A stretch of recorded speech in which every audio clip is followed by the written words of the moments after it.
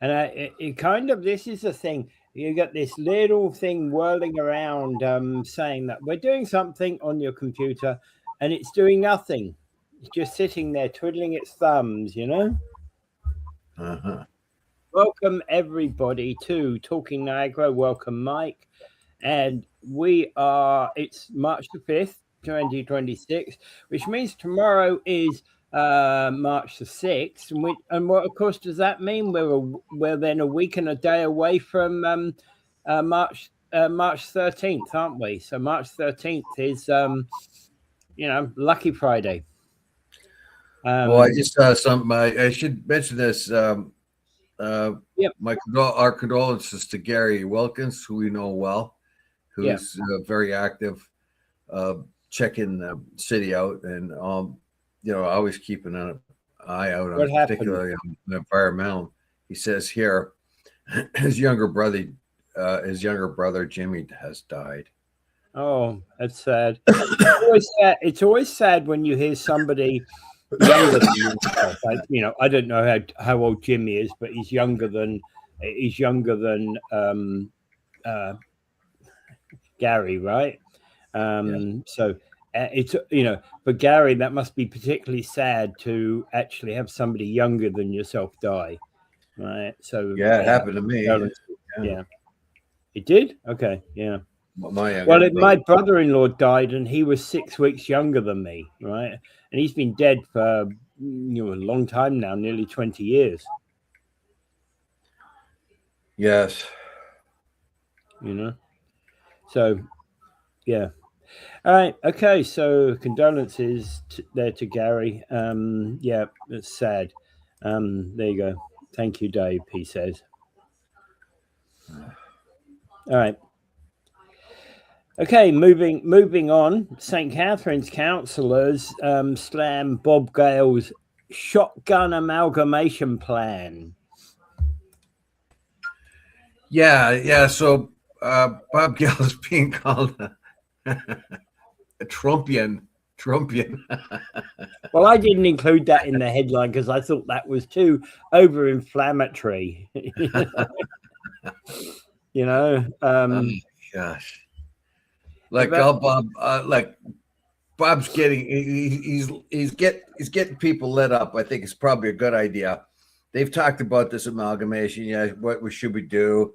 Our region's not really that efficient. Our taxes are always going up too much. We have excessive amounts of politicians. We got 126 politicians. Is this good? Is this bad? It always gets stayed off. It always gets put back on the back burner. And then, when there is pressure like this, all of a sudden people say, "Oh, well, we can fix what we got." Well, if you could fix what you got, how come you didn't fix it? How come you haven't? Yes. The region ain't all that bad. It just needs to be modernized. It just needs to be fixed. It just needs to be this and that. Well, I think Bob's probably sick of all that, and he's just said, "Here, I'll give you 2 weeks. Come up with a couple ideas, and we'll go to the province." And of course, 2 weeks is nowhere near enough. But it gets people talking, doesn't it? It gets people talking, gets people all worked up. And I think there's a method to Bob's madness here. Oh, the thing is about it is where he is there has actually been how many times we've heard a couple of times on city council in Niagara Falls. Oh, we're not going to be talking about that until amalgamation has been resolved. Yeah, including the ward system. Oh, well, we can't talk about the ward system until we've got the amalgamation thing all done up. And the amalgamation thing is never talked about, so we'll never get to the ward system. But that will always be an excuse for the next 10 years, never to discuss the ward thing because we don't know what the bridge is going to look like. That, of course, is a weak excuse. It is and everybody knows that it's just a pathetic excuse not to talk about the ward system, but it sounds good. And they can rest their laurels on that. Oh, well, we really would like to talk about the ward system, but we can't because, we don't know what the region's going to look like. That doesn't make any difference at all. No, it doesn't make any difference. Because on or off, we may still have the same wards, amalgamation or no amalgamation. Well, in fact, what you might end up with in, if you have, let's say, 5 wards, for example, they might, if you change and amalgamate, you might end up with wards 1 and 2 being part of, part of the new ward, new area 1, for a different, just to use a different word, and wards 2, 3, and 4 might be 3, 4, and 5 might be part of area 2, right? And where you go from a 5 ward system down to 2, 2 new regions, areas. Yeah, but anyway, it's time to talk about it. It's time to make up a decision. It's time to go. And like you said, things are being held up just because, we can't because we don't know what the lay of the land is going to be next year. But nothing is ever getting done. No discussions have ever taken place. It's just kind of out there in the ether. So Bob pulled it into sight. Said, "Hey, here we go. We got a region. Look at the taxes we've had to pay. There's got to be a better way. Now let's do the discussions." Well, now you can put it out there. Is it or is not going to be a benefit to the region to go amalgamate? Yeah. It has to be proven. One of the big things is, is it going to be less expensive? Is it going to be more efficient? Yeah. Can you prove it? But let's get on with it. Let's get on with the discussion. Yeah, I'm not convinced that it's going to be more efficient. I would like to have that discussion in full. I'd like to see opportunities for us to save across the region. But of all the models now, I've modified my view over time, and I think if we were going to end up, we would end up with a single municipality, single county. I have no idea how this was going because it hasn't really been laid out for me well enough for me to have an opinion on this. Yep. I can understand both sides of the argument. One argument is, it's good to have all these politicians because you have connectability. You can actually go and find one of your politicians. Somebody who knows something about Stevensville, for example. Whatever, and you can easily get in contact with one of your local politicians and have that connect there. The vaguer you get, the harder it is for you to make any kind of influence. On the other hand, people may say we have too many politicians, and they're annoyed steady by small little complaints that don't make much sense. Whatever you want to do. But the problem here is money, money, money. That's what it's going to come down to. Can you show me the money or show me the lack of taxes? Basically, that's what it's going to come down to. Can you tell me that amalgamation is going to save my bottom line? Is it going to save? It's going to stop taxes from increasing. Right now, they seem to be unable to hold it back. But as we said before, the things that cost the most money in the region is the police budget. That's huge. Do you really think that's going to go down? Well, actually, there's going to be 3 things that will cost the region. If you go to a single municipality, there's going to be 2 things that are going to cost that municipality. 1, the police. 2, fire services all across the entire region. In fact, fire service costs may go up. Well, yeah. So my point here is the biggest, hugest expenses that we have are the police services, and as far as our municipality is our fire department. Do you really think those are going to go down? No. Do you really think you're going to save any dimes on that one? No. What about planning? When we were reading last week the different so-called experts' views of this, you think you're going to make some money on planning, pick up some cash or reduce money on planning, but all you're doing is getting a bigger planning department. Instead of a handful of little planning departments, you're going to get a huge planning department, and huge planning departments are quite often more inefficient than smaller ones. It depends. You're going to have to hit that sweet spot. How big is it going to be? Mm-hmm. And those planning department people, you're not going to get rid of them. You're still going to need them. Yeah. You're still going to need the bylaw officers. You're still going to need all the staff to take care of the paperwork, collect the taxes, put out the work orders. All these things still have to be in place. You're not, irrespective of which model you pick, you're not going to necessarily trim down 12 jobs into 4. You're not going to reduce to 2/3 of your workforce, or even or even 90% of your workforce. That just simply isn't going to happen. Yes. So I don't know. There you have it. Yeah. I don't think, but anyway, the very idea that Bob Gale's a Trumpian or shotgun, I think it's a good thing. In a way, I think it's a good thing, because you have to talk about it now, whether it goes or doesn't go, or whether you have to talk about it now. Yeah. He's not letting it slide off fall back into the ether and be something undetermined.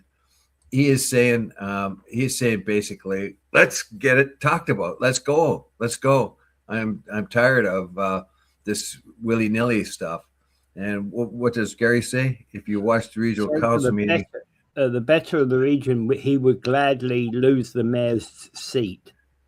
I call BS. Yeah, me too. Yeah, me too.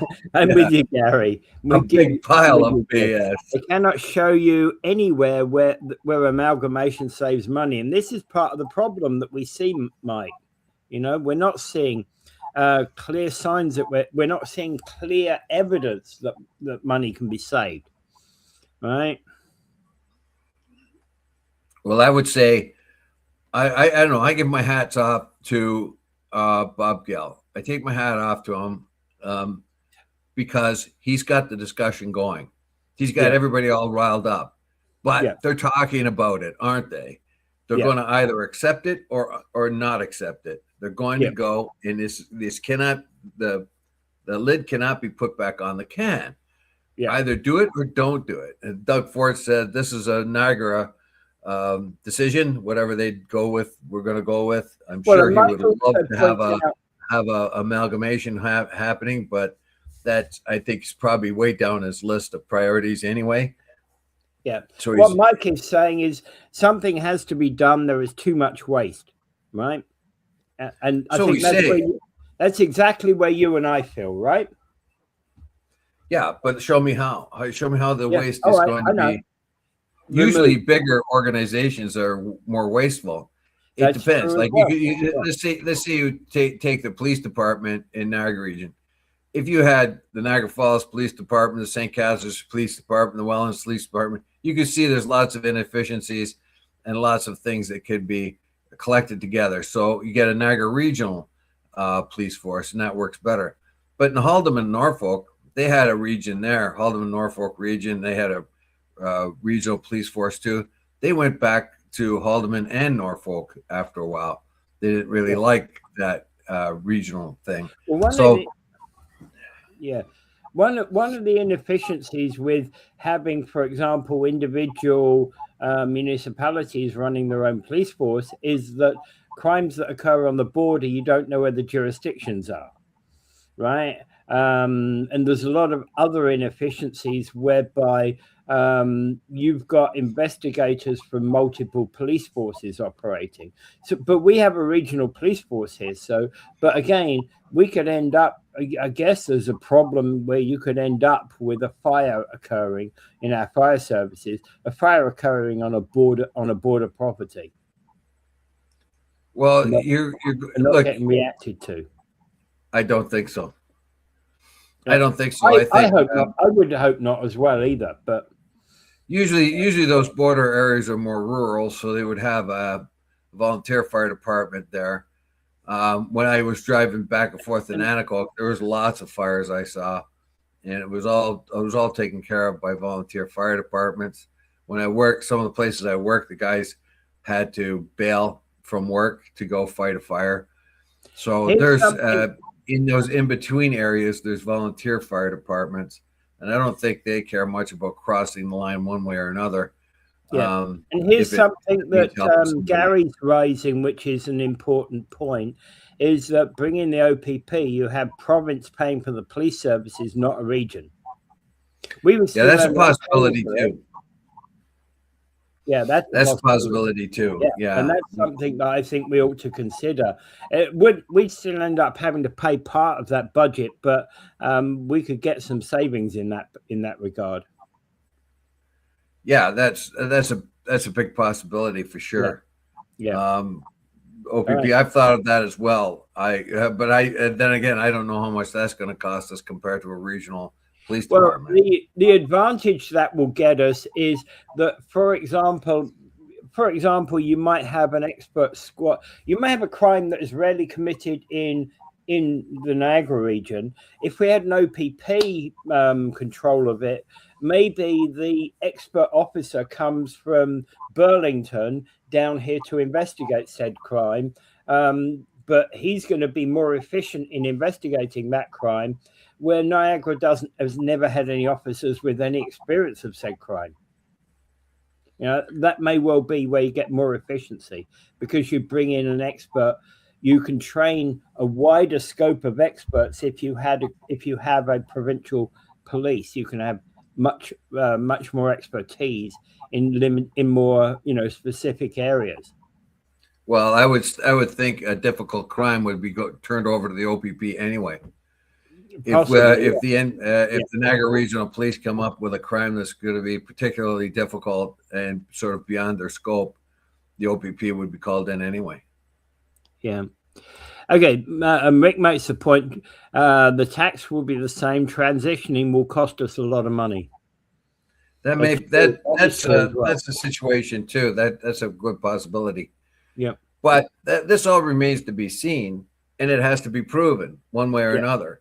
Yeah. And that's where we are. And I kind of, like I said myself, I tip my cap to Bob Gale, because he's gonna make us talk about it. We cannot always say, oh, we're gonna do this, or maybe we're gonna do this, and we can't go to a ward system because maybe we'll get amalgamated, maybe we won't, and we could go on like that for 8 or 10 years. Always putting things aside and politicians using it as an excuse to sort of avoid discussions on things like the ward system. So I think this is a good thing. Let's get it done. Yes or no. Let's make a decision. Are we going to go with this, or are we not going to go with this? Let's get the studies we need and require. Then it's a matter of convincing the people here. Is it going to be good for us? Is it going to save us some money, tax money? Are we going to get our services going to be better? That's another thing.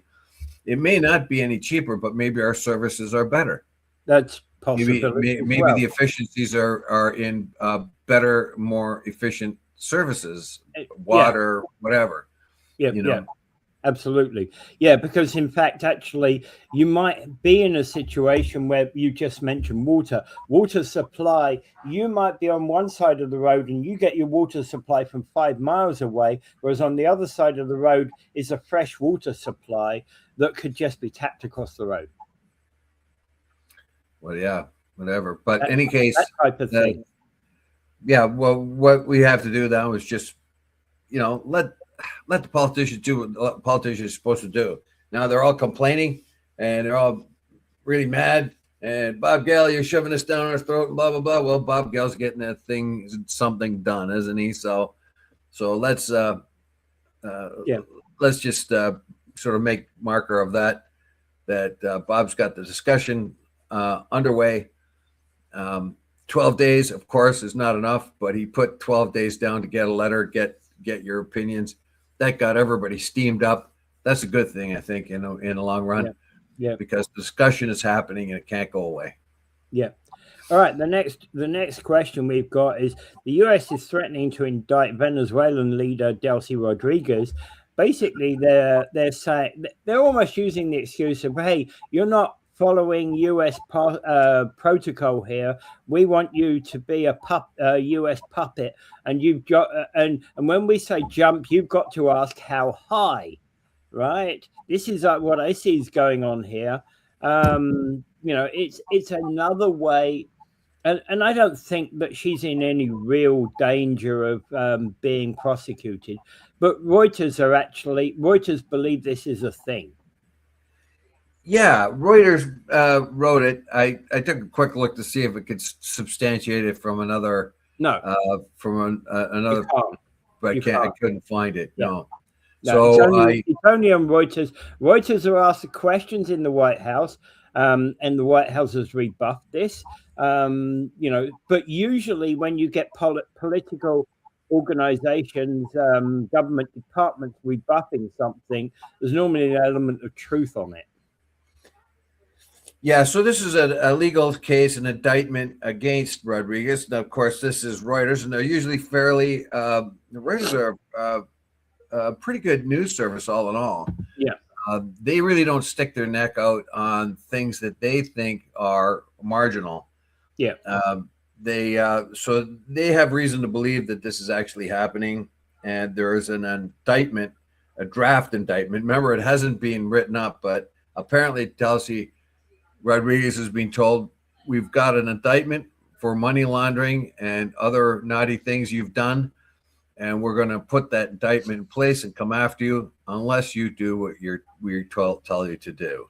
Is this pretty much what the article says? That they're not happy with the way she's doing things right now, and she had better comply better, and she will not be indicted if she plays the game. Yeah. So that's called corruption. Basically, that's blackmail. We can find any crime we want against you, and we can indict you and go after you. But however, we may not. We'll just hold that over your head unless you don't do what we want you to do, and then we'll bring it out and go after you. Yeah. This is what's happening now. This is a pretty typical Trump move. It's a bully move, basically. Yeah. Look, you are now our client state. Venezuela is now our client state. We don't care about the democracy. We don't care about any of that.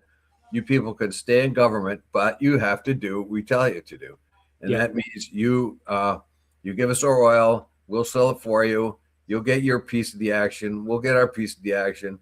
The big thing is that the United States doesn't need the oil, but it needs to control it, because if you could, that's the same thing as Iran. Controlling the oil is what the war is about there. Controlling the oil is what, not the profits. The profits need not be an issue here, but controlling the oil is the thing. Control the oil, you control the world. And here's the thing, Dave. These are not the droids you're looking for, right? It's all about trying to elude us. We're hiding what's going on in the background. You got this story out there, which I'm sure Trump is all happy to have, because it's avoiding some of the other things that are going on. You mean the reason why some people call Epstein fury, anything to get people's minds away from Epstein? Yeah. There's an element of that. Yes. Yeah. I think basically it is just oil. Like, number one, oil is traded in U.S. currency. Yeah. For a time now, some of the oil is not being traded in U.S. currency. This is a big problem for the United States. In order for the United States to have its currency as the reserve currency, it has to control the oil, because every nation on earth needs energy. They're going to need oil and natural gas for 2, 3, 4 generations going. There's not going to be any real breakthrough in green technology for a very long time that can replace oil anyway. Let's put it that way. Yeah, the other issue about this, of course, is supply of oil to Cuba. Well, we'll get to that in a minute, but the big issue here for me is control of the oil. They have massive oil reserves in Venezuela, and they want to control the oil wealth of Iran too. You do that, your currency will remain the reserve currency of the world. It cannot be challenged. The The entire world needs oil and fuel. And if you control it, even if you don't profit from it, but you control the flow of it, control where it goes and who gets it and who doesn't, then you now are indisputable chief of the world, because every country in the world needs oil. And even China, if you turn off the tap, China has enormous reserves built up, but if you turn off the tap long enough, they're still going to need oil.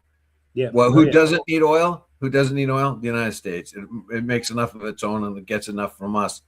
It doesn't need any oil, right? Mm-hmm. So it does not need the oil. That it's a net exporter of oil. So it doesn't need the oil. But it does need to control the oil, and that's what this is all really all about. It's not about democracy. You can see what's happening in Venezuela. They don't care about democracy at all. They don't care about how many people they kill in Iran with their bombs. None of that matters. That human stuff. It's all about power, and that power means, and that black crude and natural gas. That's the source of the power. Right. Okay. Well, we've got a new commenter, Hamilton Homegrown. Yep. Welcome to you. Happy to have be speaking to people in Stilltown. Yep. Hammertown. All right. Right. Okay. So good to always hear from new listeners. Right. So hey, I got a proposition. They call it the Toronto Rock lacrosse team plays in Hamilton. I think we should just kind of dissolve that, get rid of the Toronto part, and put it at Hamilton Rock. Oh yeah, I agree. Hamilton. That's where the team plays. That's where the fans. Actually, I've got another name change for you. It's not Hamilton Rock. It's Hamilton Rocks. Yeah, it could be. Yeah. Right. Yeah. So yeah. Good morning. So they got an excellent lacrosse team there, and the fans are just come from locally. I go up there to watch the games sometimes, and I've seen a couple there already this year. And they've redone their stadium. It stinks, but it's okay. Like, they got these little chairs now. Oh God, I don't know. But anyway, they save some money, and I can tolerate it for as long as the lacrosse game goes on.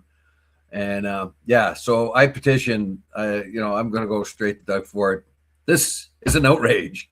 Toronto Rock should go back to Toronto, and they should have Hamilton Rock in Hamilton. That's where the fans are coming from. Yeah. Right. Okay. Well,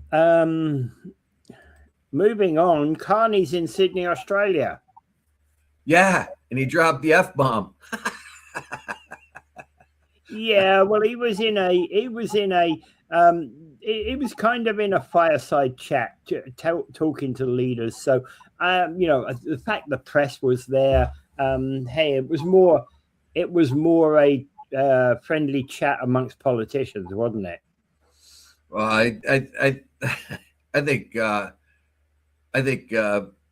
don't know. I think Carney was once upon a time the MC to the Hells Angels, basically. I think. That I don't see now. Somehow. I don't see the suited gentleman, because when has he never got a tie on?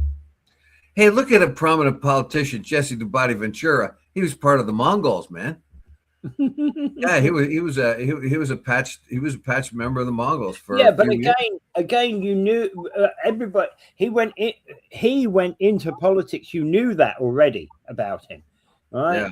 It wasn't. So you're telling me the rumor that I'm starting about Carney once upon a time being the MC. Come on, when has he never had a tie on? Every time we've ever seen this gentleman, he's got a tie on. All right, he was never a Hell's Angel. Let me assure you that. I'm starting that rumor. I can tell by the language. I think, Mr. Wheeler, you need to come up with some evidence. I want to see it on tomorrow's show. That Mr. Carney, our beloved leader, is actually a Hell's Angel. Well, he's a retired Hell's Angel, but I can tell by the language he's using. You know what I mean? He's dropping the F-bomb, that kind of thing. And you're asking me why? Like, I'm calling prejudice here. You're asking me for proof when nobody else comes up with any kind of proof in the media, right? Did you say? Yeah, but we are a a real genuine news discussion channel. We have to have proof. Look, well, all I can tell you that As well as nobody knows rumor, this. as well as He was an MC for Yellowknife. so let me finish that Chapter of the sentence. Yellowknife Northwest Territories, and not only that, he's all over the Epstein files. And let me finish that sentence. We're a trustworthy news organization that's here at 7 o'clock every morning. We must have the truth. We must investigate the truth. But we love rumor. Look, we could be like Fox or CNN too. We could just kind of just say anything we want to say without any kind of proof and get everybody all worked up. So I'm telling you that I'm telling you, Mark Carney, who's an MC for the Yellowknife chapter of now it's of the Hells Yellowknife, Angels. eh? Well, he was born in the Northwest Territory, so that's what I come up with. Oh. Anyway, I didn't know that. Oh yeah, he was born there, and then the family moved. His parents were teachers, I think, and now the guy's worth about $7 million. And I thought it was $7 billion, not million. Billion? You think so? I don't think so. No. Well, anyway, I think he's only worth about $7 million only. But I mean, he started like you and me, basically, pretty much the same place, middle class, and he's made plus whatever. But but I wonder what size of Harley's got. That's what I'm thinking. well, is it bigger than Mr. Singh's one? Yeah. Oh, I don't know. Yeah. Yeah. Well, the Maserati Marxists. That's the one. Yeah. I haven't heard much from him lately, have you? No. Well, he's no longer in Parliament, is he? He's back. He's back making himself a lawyer again, isn't he? Yeah. He kind of. Yeah. So the guy, the socialist with the fancy cars and the Rolex watches and the expensive suits.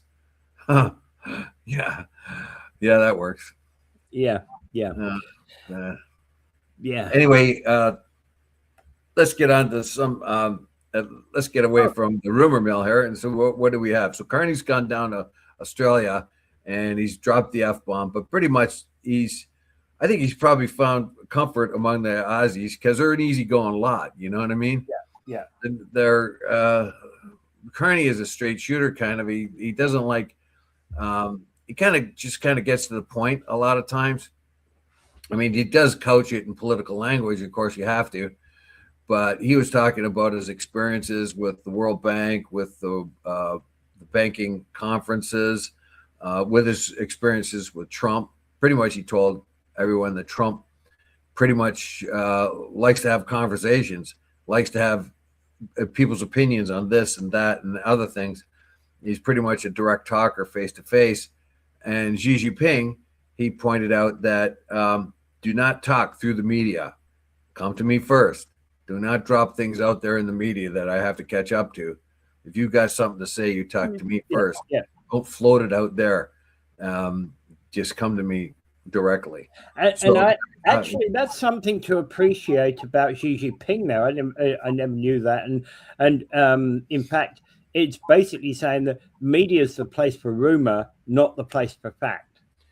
Well, he really doesn't like being lectured to. Yeah. Like what happened was a lot of countries or leaders would like say, well, Xi Jinping and they have a communist dictatorship and blah, blah, blah. And their human rights this and their human rights that. He don't like that. He likes to say, if you got problems with our human rights, talk to me directly. Don't talk to me through the media. Yeah. In a way, I understand that. I do understand that, even though we may criticize the regime there. Somebody like, our prime minister has to actually live with that regime and has to do deals with that regime. Yeah. So basically, he's taken a great deal of effort, Xi, to tell everyone that he's going to meet ahead of time. Somebody's kind of laid out the rules for them. Do not lecture me, particularly through the media. If you've got something to say it to me directly, right? Let's not play this game in the media game. And I kind of respect that too. I think it should be covered by the media, but the jabs going back and forth shouldn't be done through the media. You don't negotiate by in advance talking about your negotiation points. You negotiate by coming to a meeting, and then after the meeting is over, telling the media what has happened. Well, you see what's happening here with Trump and Xi, the two main leaders in the world right now. It's very little about human rights. It's very little about any of that kind of thing. It's about power. Yeah. It's about power. It's about power through economic power, military power, and oil power. And those are the lines that are being drawn. It's not lines of human rights. It's not lines of anything of that kind. Advancing civilization, it has nothing to do with that, despite the fact what Vance and Rubio want to say about saving Western civilization. It is right down to brass tacks power. Who runs the show? Yeah. And the U.S. right now is going to make it very clear that they're going to run the show in the oil department. They're going to be the ones that call the shots with world energy, that being, of course, oil and natural gas. And China is going to be the export, is the manufacturing giant of the world. The United States will not retrieve much of that manufacturing back again. They sold it all to the U.S. to China long ago. To get it back, because it was American and Western investors that put the factories in China in the first place. They're the ones that were making money off of it. They're not going to come back.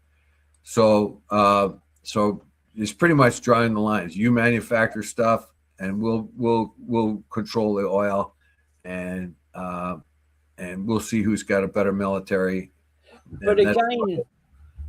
But again, a visit to Australia is falling in place with Carney's middle nation strategy.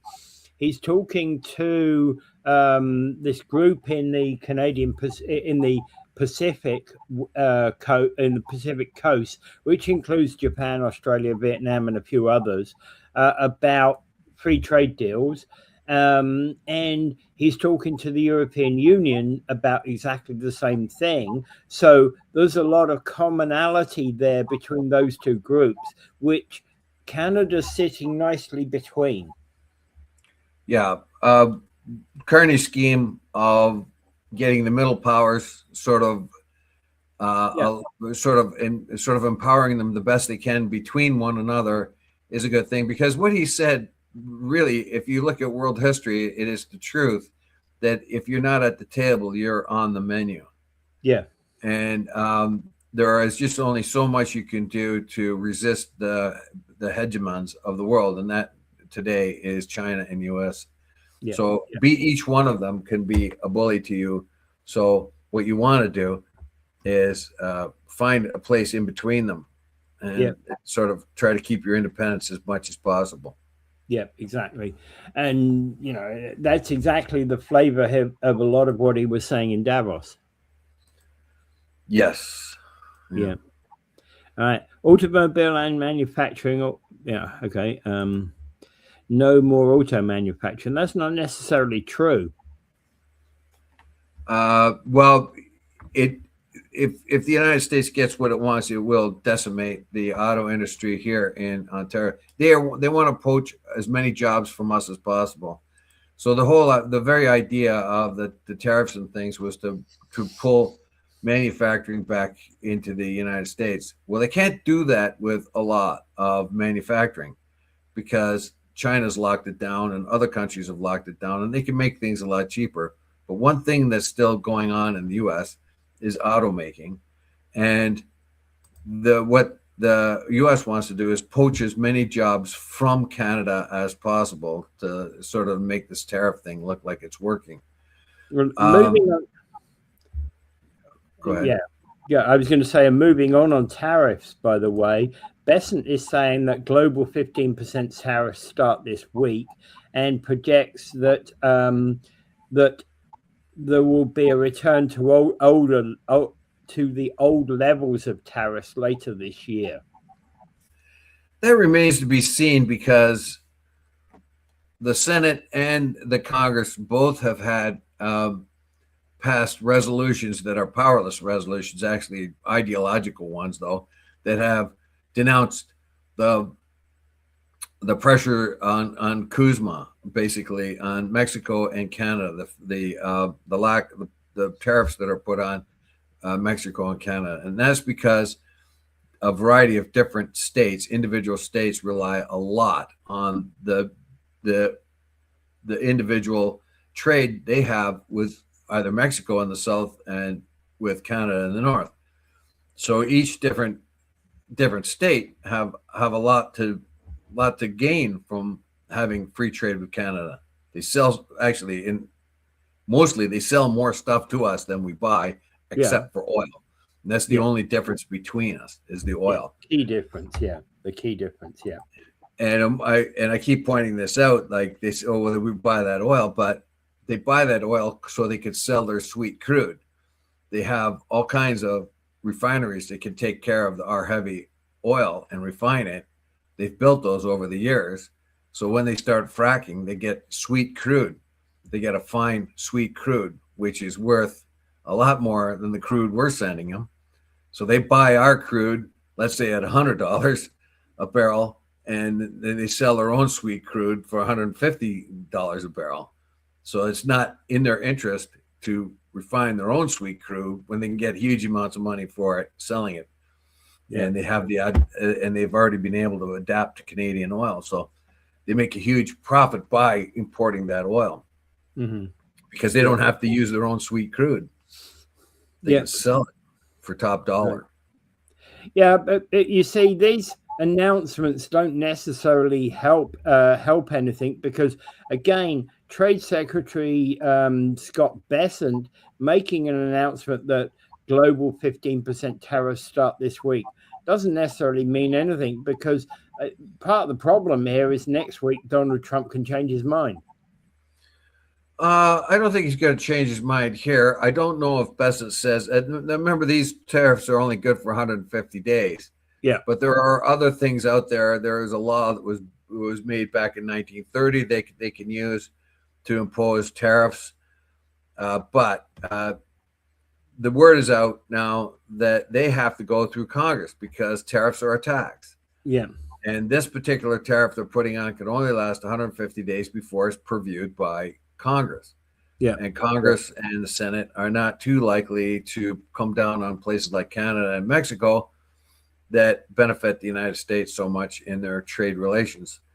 So we may find that Canada and Mexico might get a break here. They're not going to get a break on things like steel and aluminum or anything like that, but we might get a break on other things.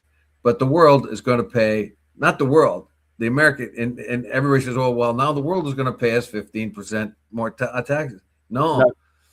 The American consumer is going to pay for that. So if they bring in a banana that they cannot grow in the United States, and the bunch of bananas is $1, and now that bunch of bananas is $1.15, and that 15 cents is a tax paid by the banana buyer to the U.S. That's simple as that. And why Carney is in Australia, I believe it's about tariff talks and about potential trade deals. I think that's a lot of the reason why he's been out there talking to a lot of people.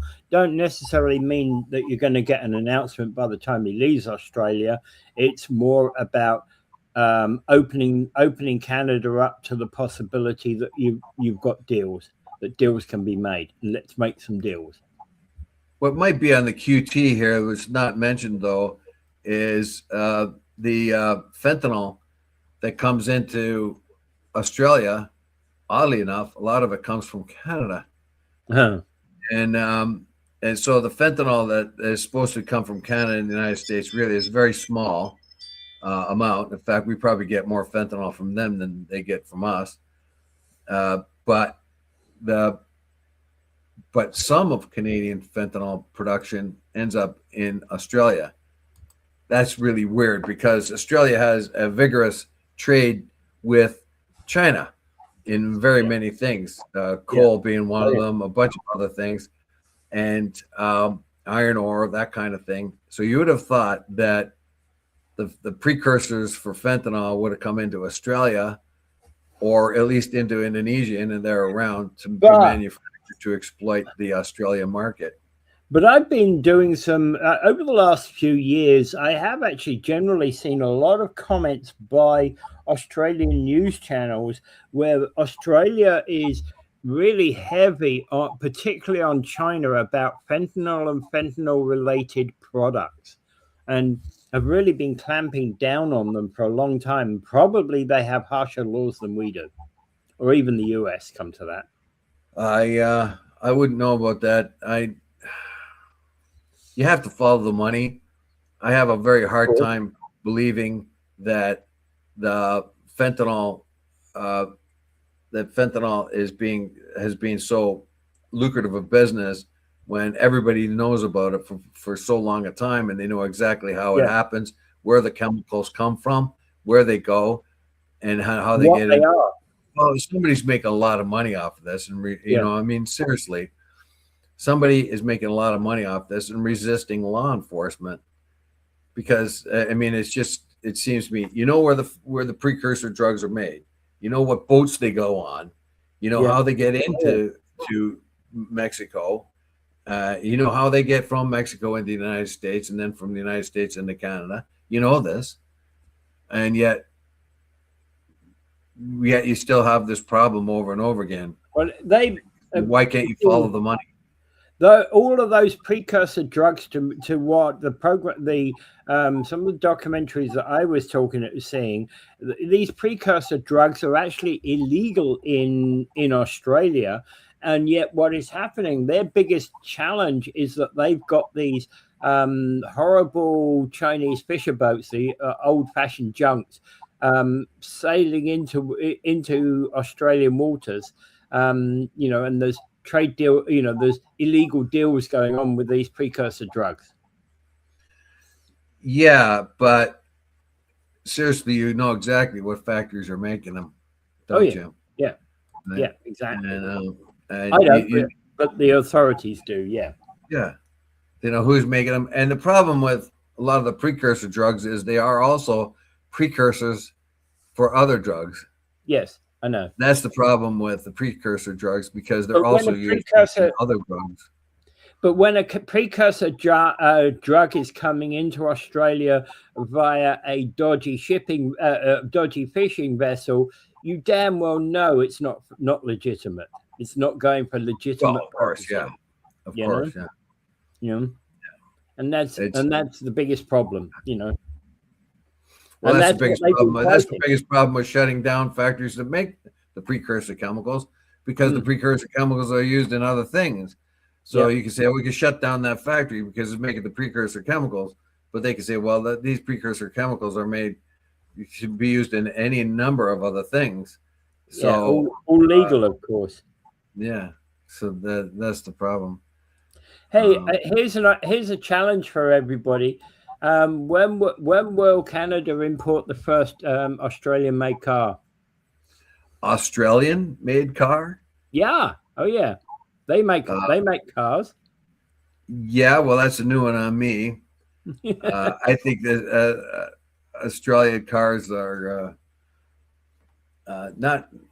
I wouldn't say they were too prominent right about now. I don't think Australia's really.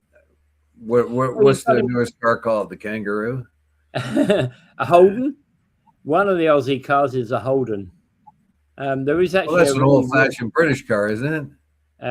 It may have come from Britain originally, but it's made by Australia. Yeah, see what other Aussie cars are out there. Yeah, but they got a lot of things like Nissans and Ford and the like. but they've got automobile manufacturers in Australia, which They probably got basically electric Chinese cars too. I mean, they have a robust trade with China. Now they're running into the same problem as we are with the United States and China. Is when China doesn't like something Australia does, it says, okay, we're going to stop trade with you. Yeah. And because we're so reliant on the hegemons for trade, that hurts. That hurts a lot. That deals a lot of power. They don't make we don't like what you said, so we're going to stop trading with you. That pretty well puts a lid on anything, does it? Every politician is afraid to say anything about the U.S. or China because they'll just say, "Hey, I don't like what you said," no matter how true it is. No matter how, if you say, if you're telling us that we're killing kids in Iran with our bomb, you know what? We don't like you anymore. We're not going to trade with you. China the same. If we're punishing Uyghurs and you talk about it, well, we don't want to trade with you anymore. Yeah. Actually, I said Holden, but Holden no longer produced cars in Australia. So the current names are Ace, Osley, Bolwell, Borland, DeVoe, H2X, Jacer, Minetti, Python. So that's their current car names. Car names. What's the manufacturer? That's their current manufacturers in Australia. That's quite a few. There's quite a few there. But they've been independent for a long time. They've been dealing with a lot of independent, they've never had the kind of big car manufacturers. You could always get an imported Ford. Well, do they use car parts from other auto? Do they take Toyota engines? Use the engines? They used to use a lot of other parts from other cars. Yes. Yeah, like AMC used to do, or Sterling Trucks, or they would take a diesel from somebody. They would take the drivetrain from somebody, et cetera, and then make the truck around those things. Yeah. Well, so you could have one of those Aussie cars, and it could have a Ford motor. You could have seats from China and whatever. Yeah. Well, you see that by looking at the list today. When I said Holden, and Holden's gone out of production in 2017, so clearly that's about when I was last looking at that. Probably in the early 2000s when I was last looking at Australian cars. Yeah, I know what you mean. I've been looking for a Studebaker all over the place. I can't find one. No, I wasn't. I was never. My only interest in Australian cars is that I knew they made their own, and they had some really, when you see some Australian movies, you kind of go, well, what the heck is that car? It's kind of the only reason I've ever been driven to look up those cars. Anyway, okay. I bet they got a lot of Japanese cars there because Japanese cars are pretty durable, and so I bet you Honda and Toyota have found a niche in there as well. Honda and Toyota are always everywhere, right? Yeah. What does Gary say? Well, definitely we don't have 844 Sportsters like Carney rides with the HA. Yeah. Anyway, I'm not. I don't know whether I really honestly don't think we're importing Australian cars. Yeah, I don't think that's when I mentioned that, it was supposed to be the irony, of course, because Australia drives on the other side. Yeah, right-hand drive for sure. They're right-hand drive. Look at all the big islands are right-hand drive, eh? Japan's right-hand drive, Britain's right-hand drive, Australia's right-hand drive, half of Africa's right-hand drive. Yep. Some of Asia. When I was in Thailand, booting around on my little scooter, it was right-hand drive. And then I had to remember when I crossed the border into Cambodia, oh yeah, we're back to left-hand drive now. Yeah, especially difficult on a. It's difficult on a motorbike because, of course, you can be on either side of the road with a motorbike, can't you? Yeah. There's no So left or right. I There's no left or remember right hand also drive with a motorbike. also Sweden and Italy both used to be right-hand drive countries. Remember? Norway, And well, when yeah, I was in Norway, Libya, there Sweden, was and still Italy. Used to be Norway, Sweden, and Italy were all right-hand they drive all countries. they all were left right-hand. Yeah. Yeah, When I was in Libya back in the 80s, there were still a bunch of Fiat trucks that were right-hand drives. That was kind of neat, because you're driving around and you go, what's different about that truck? Well, it was a right-hand drive. Yeah. And They were made. They were made back when it was. Yeah, Italy changed in the 50s, I think, soon after the Second World War. But I do remember what the confusion when Norway moved from left to right, because everybody, of course, still got right-hand drive cars, and then now forced us across the road, and nobody knew where the hell they were going.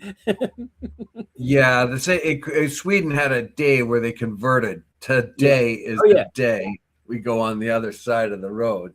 Today is that day, and so of course it took them a little while to figure it all out. Yeah, absolutely. Yeah, I was in Zimbabwe. They're right-hand drive too, and I rented a car there, and I was driving around Zimbabwe with my family, and so you get used to it pretty quick because you're on the right-hand side and you automatically drive what should be how it is. You're on the right-hand side of the drive, so you're in the left lane because, of course, the driver is closer to the dividing line of the road, right? Yeah. So you just automatically go into that place. What surprised me, though, was the gear shift. The gear shift was the same pattern as it is here, which I expected it to be the opposite. No, I expected it to be first gear to closer to your leg like it is here. No, it's the same. It's the same. The gearbox it's the same pattern. But you see, what used to happen to me is when I first went to I rented a car in Germany, which was a manual shift, and what would happen when I'm changing cars is because I'm used to changing gear with my left hand. It's the gear change hand, my left hand. So what would happen is I'd reach out for the gear and it's not there, and then a second later I'm having to change gear with my right hand. Well, I had one of the reasons why it took me a little while to get used to, right? Because I immediately thought that the gearbox would be a mirror image of what it is. Yeah. No. So the first gear is farther away from you than closer to you. Just the same gearbox, but you just happen to be driving on the right or the left side of the road. Yeah. So that took me a little while to get used to. So I'm going up in gears as I'm moving the gear shift towards me. I made the decision in coming to North America that I wasn't going to risk the manual gearbox because of that whole pause. My left hand is the gear stick hand, because I don't have that problem. I don't have to come through that problem because my left hand is pure. If I went and drove in Britain now and with a stick shift, I'd be in trouble. I wouldn't, because the left hand is no longer the gear hand, is it? I think you'd probably pick it up instantly. Oh, I'd pick it up instantly, but again, what happens when you move across, when you move across, it's the occasional it's the occasional turn when you're doing, for example, in Britain, you're doing, here in Canada, you do a hard right because you're going right, doing a right turn, and you turn. What'll happen is, I did it once or twice when I went back to Britain, is I'd made a hard right, and because I'm turning into an empty street, and then I suddenly realized, I'm on the wrong side of the street. So I was in the right-hand side of the street instead of the left-hand side of the street, and it only took, it was about 5 or 10 seconds, and I went, oh, wrong side, move across. Yeah. Yeah. Well, I remember when I was I got kind of confused in Zimbabwe, and I ended up right in the middle of a shanty town. Oh gosh, it's a good thing that the Zimbabweans are kind of easygoing people, But I was right in the middle of a shanty town with big divots in the road and stuff. Yeah. And I couldn't get out of there fast because the roads were bad, and so I had to kind of work my way back. And I miss the people there in the shanty town thinking, "What is this guy doing here?" Yeah. Yeah. What is he doing here? You came up the highway on the wrong driving in his Mazda 6. You came off the highway at the wrong exit, didn't you, sir? Well, I drove into there. Yeah, I just made a wrong turn and got right in the middle of a shanty town, and thinking, oh God, like if these people were like mad or angry or whatever, I'm dead man, But they weren't. They were just kind of looking at me like, "What the hell are you doing in here, pal?" Yeah.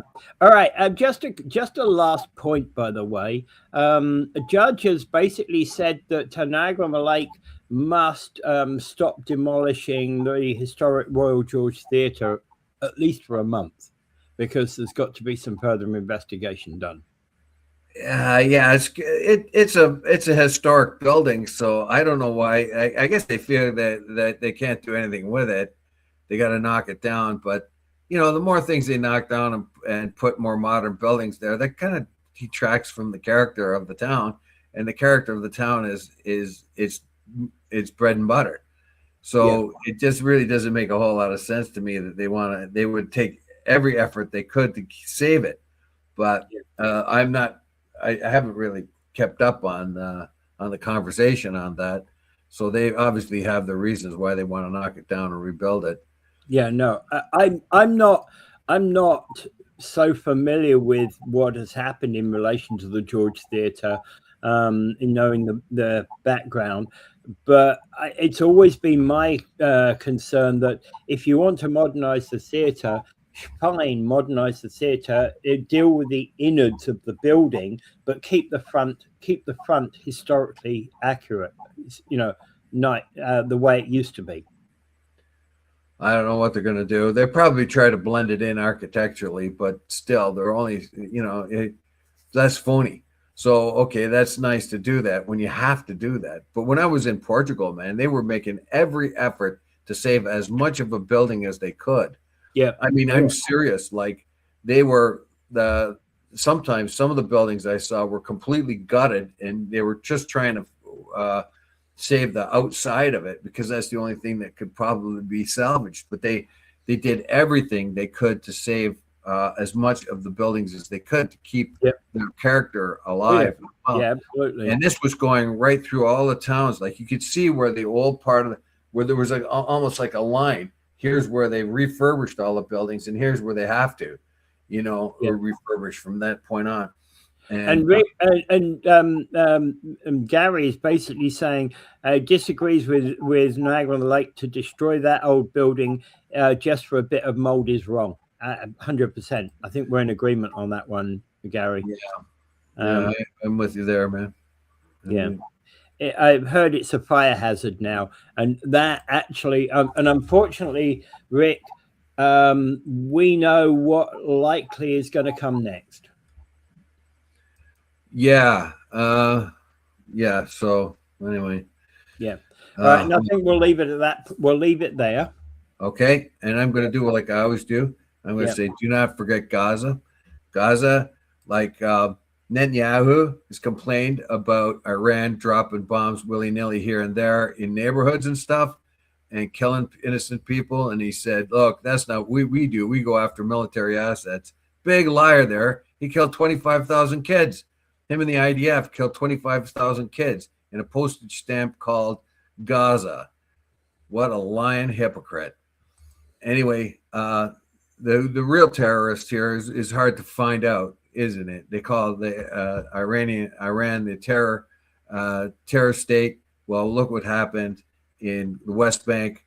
they beat up a kid and they wouldn't let the ambulance come and take him away, and the kid died. You know, the Palestinian kid. They've killed American Palestinians in the West Bank, and of course they've killed 25,000 kids, not to mention their mothers, and how many kids are maimed forever. So don't tell me that you are righteous in any way possible. You are a brutal killer, Mr. Netanyahu. But he also happens to be the most successful prime minister or most successful politician in the last 30, 40 years. He got George Bush to do his dirty work with Iran, Iraq. He's got Trump by the nose doing his dirty work in Iran for him. He had Obama do his dirty work in Libya. God, the guy is brutally convincing. He's like a genius. Trump has he doesn't even know who he's dealing with. Anyway, without further ado, I bid you adieu. Pray for peace.